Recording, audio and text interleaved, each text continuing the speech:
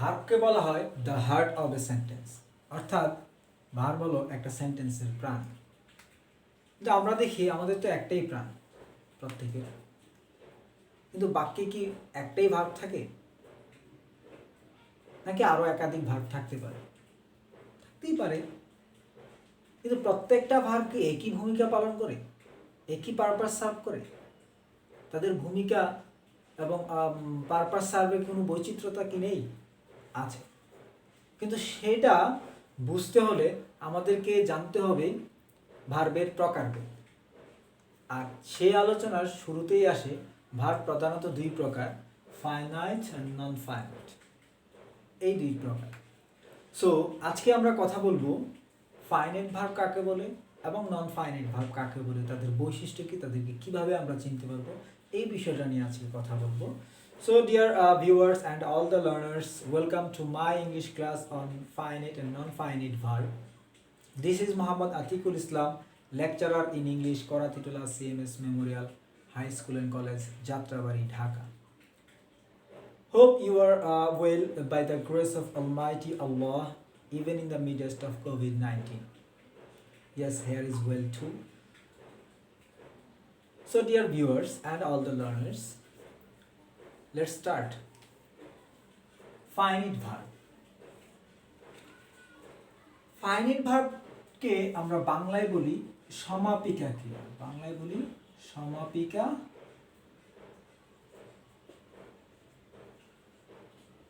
ক্রিয়া, অর্থাৎ যে ভার্ব বাক্যের অর্থকে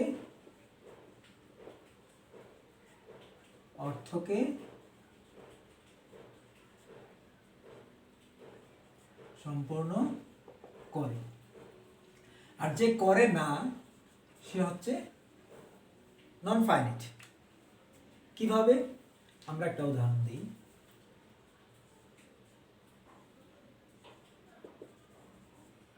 Going to market, I bought a shirt. Here is a sentence. Going to market, I bought a shirt. We find two verbs, bought and going. এখানে আমরা যদি বলি, শুধু যদি বলি যে গোয়িং টু মার্কেট, এইটুকু যদি আমরা বাদ দিয়ে বলি, এটা বাদ, আমাদের আছে শুধু গোয়িং টু মার্কেট। এখানে গোয়িং টু মার্কেট মানে মার্কেটে গিয়ে, অথবা বলতে পারি মার্কেটে যাওয়া। এটা দ্বারা বাক্য কি কমপ্লিট হয়? না, বাক্যের অর্থটা সম্পূর্ণ হয় না। আমরা যদি বলি এইটুকু যদি বাদ দিই, তাহলে শুধু এই ভার্বের ভূমিকাটা যদি নিয়ে চিন্তা করি, তাহলে আমরা দেখি আই বট এ শার্ট, আমি একটি শার্ট ক্রয় করেছিলাম। It's a complete sentence. So আমরা দেখতে পাই এই বট এই ভার্বটা বাক্যের অর্থটাকে সম্পন্ন করতে পারছে, গোয়িং বাক্যের অর্থ সম্পন্ন করতে পারছে না। So bought is finite verb and going non-finite verb.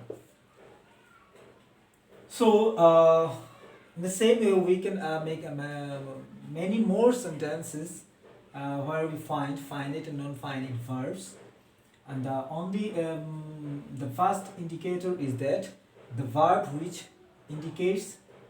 completes the sense of the sentence is finite and which can't is non-finite verb. আমরা আরো একটা বৈশিষ্ট্যের ফাইনাইট ভার্বের বৈশিষ্ট্য আমরা আলাপ করতে পারি, যার মাধ্যমে আমরা বুঝতে পারি যে ফাইনাইট ভার্ব এবং নন ফাইনাইট ভার্বের সংজ্ঞা বা পার্থক্য বা বৈশিষ্ট্যটা। আমরা জানি ফাইনাইট ভার্ব হচ্ছে is a form of verb that shows a particular time. The finite verb shows a particular time. That is particular time মানে কি? Tense. আমরা গ্রামাটিক্যাল ডিভাইস হিসেবে আমরা বলতে পারি টেন্স। অর্থাৎ যে ভার্বটা দেখে আমরা বাক্যের টেন্সটা চিনতে পারি, সেই ভার্বটা হচ্ছে ফাইনাইট ভার্ব। আমরা যদি পূর্বের উদাহরণে ফিরে যাই, সেখানে লেখা হয়েছিল গোয়িং টু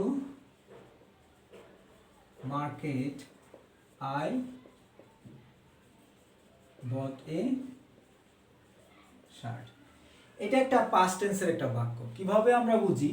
এই যে বট ইজ দ্য, আমরা জানি by, bot,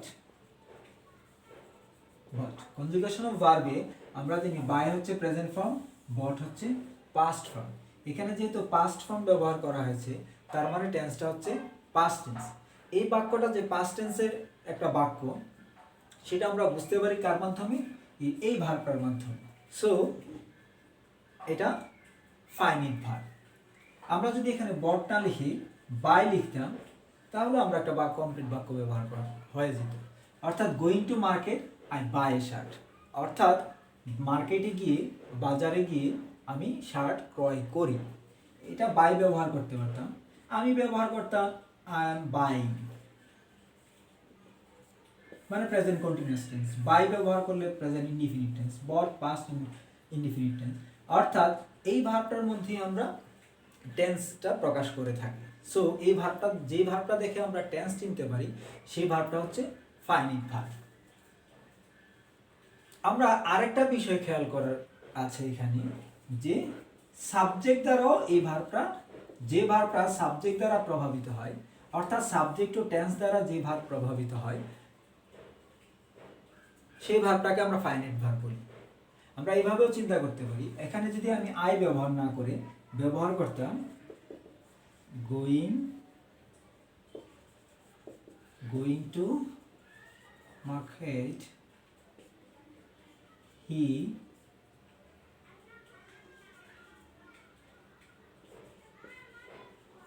buys a shirt. Subject যখন থার্ড পারসন এবং সিঙ্গুলার নাম্বার, অর্থাৎ সাবজেক্টটা এখান থেকে তার নাম্বার এবং পারসনটা আমরা চেঞ্জ করার পর ভার্বের ফর্মটা এখানে চেঞ্জ হয়ে গেল। তার মানে হচ্ছে এই ফাইনাইট ভার্বের একটা মেজর বৈশিষ্ট্য হচ্ছে সেই ভার্বটা টেন্স এবং সাবজেক্ট দ্বারা প্রভাবিত হয়। অর্থাৎ প্রভাবিত হয় সে কি করে? সে তার ফর্মটাকে চেঞ্জ করে ফেলে। এখানে ছিল প্রেজেন্ট, জেনারেল প্রেজেন্ট ফর্ম, এখানে পাস্ট ফর্ম, এখানে আসলো সিঙ্গুলার ফর্ম। অর্থাৎ সাবজেক্ট এবং টেন্সের প্রভাবে যে ভার্ব তার ফর্ম পরিবর্তন করে, তার রূপ বদলায়, সেই ভার্বটাকে আমরা ফাইনাইট বলি। এখানে যখন আই লিখেছিলাম তখন আমি গোয়িং লিখেছি, যখন হি লিখেছি তখনও গোয়িং লিখেছি, যখন বাই থাকছে তখনও গোয়িং, যখন বাইং লিখছি তখনও গোয়িং। অর্থাৎ সাবজেক্ট এবং টেন্সের পরিবর্তনের সত্ত্বেও এই গোয়িং ভার্বটার কোনো পরিবর্তন হচ্ছে না। অর্থাৎ যে ভার্বটা সাবজেক্ট এবং টেন্স দ্বারা কোনোভাবেই প্রভাবিত হয় না, অর্থাৎ তার রূপের কোনো ধরনের কোনো পরিবর্তন হয় না, সেই ভার্বটা হচ্ছে নন ফাইনাইট ভার্ব। আর যে ভার্ব সাবজেক্ট এবং টেন্সের প্রভাবে তার রূপটাকে বদলায় ফেলে সেই ভার্বটা হচ্ছে ফাইনাইট ভার্ব।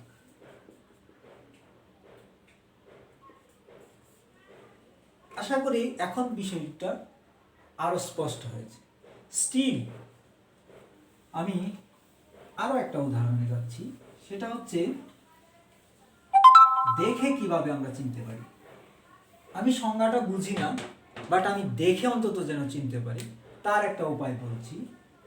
অর্থাৎ এখানেও একইভাবেই কথাটা আসবে, সাবজেক্ট এবং টেন্সের প্রভাবে যে ফাইনাইট ভার্বের পরিবর্তনটা হয় সেটা থিওরিটিক্যালি যদি আমি নাও বুঝি, অন্তত দেখে যেন আমি চিনতে পারি, তার একটা উদাহরণ তার আলোচনাটা আমি করছি।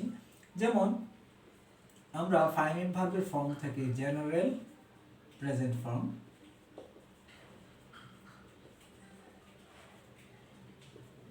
Suppose by,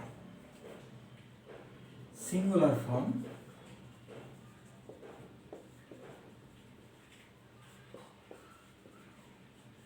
buys, past form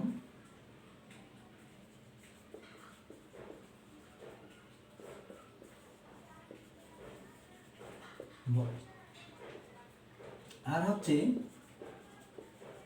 auxiliary plus 2 plus verb 1 plus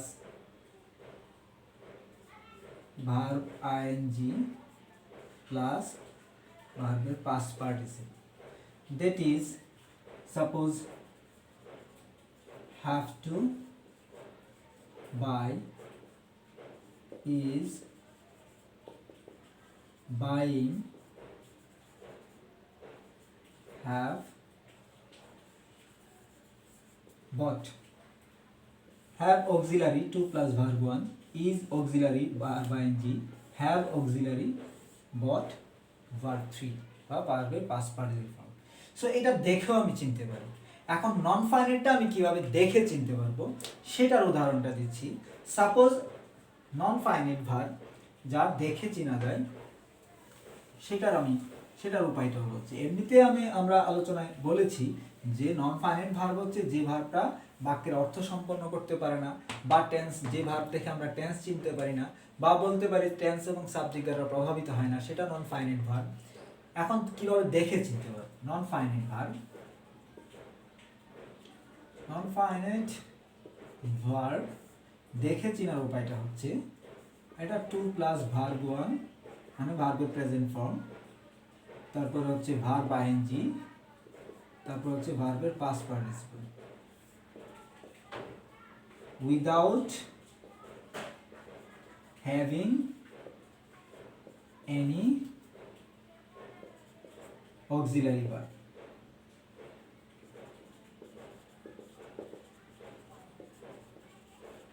যে ভার্বটা শুধু 2 প্লাস ভার্ব 1, ভার্ব আইএনজি অথবা ভার্ব 3, কিন্তু তার সাথে কোনো অক্সিলারি ভার্ব নাই, এরকম অবস্থাতে যদি অক্সিলারি ভার্ব ছাড়া যদি 2 প্লাস ভার্ব 1, ভার্ব আইএনজি বা ভার্ব 3 পাই, তার মানে ওই ভার্বটা হচ্ছে নন ফাইনাইট ভার্ব। আমি উদাহরণ যাচ্ছি, আমরা যে প্রথমে যে সেন্টেন্সটা নিয়েছিলাম আলোচনার জন্য, সেই সেন্টেন্সের দিকে যদি আমরা আবারও দৃষ্টিপাত করি, লিখেছিলাম going to market, I bought a shirt। এখানে একটা ভার্ব পাইলাম যার সাথে আইএনজি যুক্ত আছে, কিন্তু তার আগে কোনো অক্সিলারি ভার্ব নাই, সো এটা নন ফাইনাইট। আমরা যদি বলি to go to market is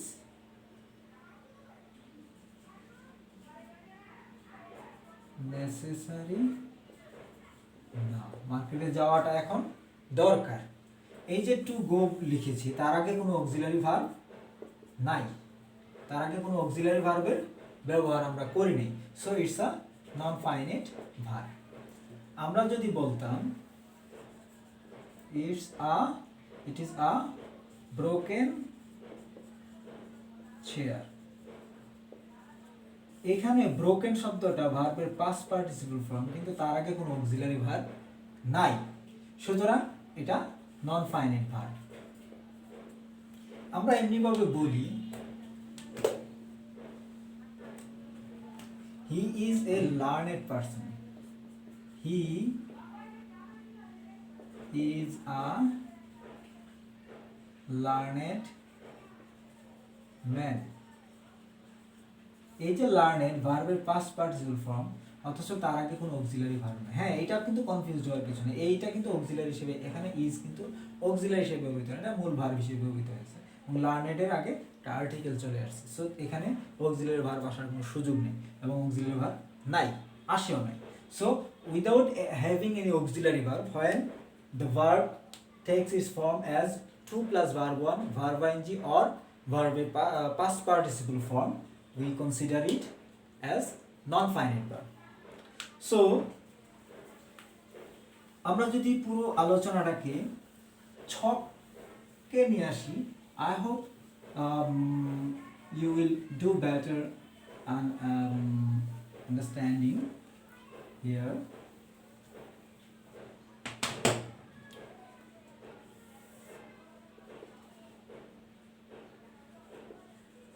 অর্থ সম্পূর্ণ করে, এখানে হচ্ছে না। 2 নম্বর, টেন্স চেনা যায় না। 3 নম্বর, সাবজেক্ট টু টেন্স দ্বারা প্রভাবিত হয়, এটা হয় না। 4 number general present form, singular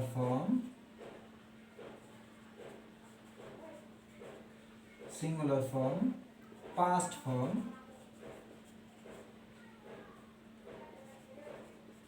auxiliary verb plus 2 plus verb 1 plus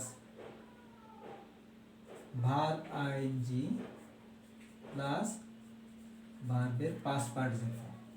আর এখানে আসবে 4 নম্বরটায় 2 plus verb 1 verb ing ভার্বের past participle শুধু। So this is all the differences between finite and non-finite verb, and I hope everything is clear to you now. So this is all for today. We will discuss finite and non-finite verb more in the next classes, and I hope you will join me, and till then you will stay home, stay safe and stay connected. Bye.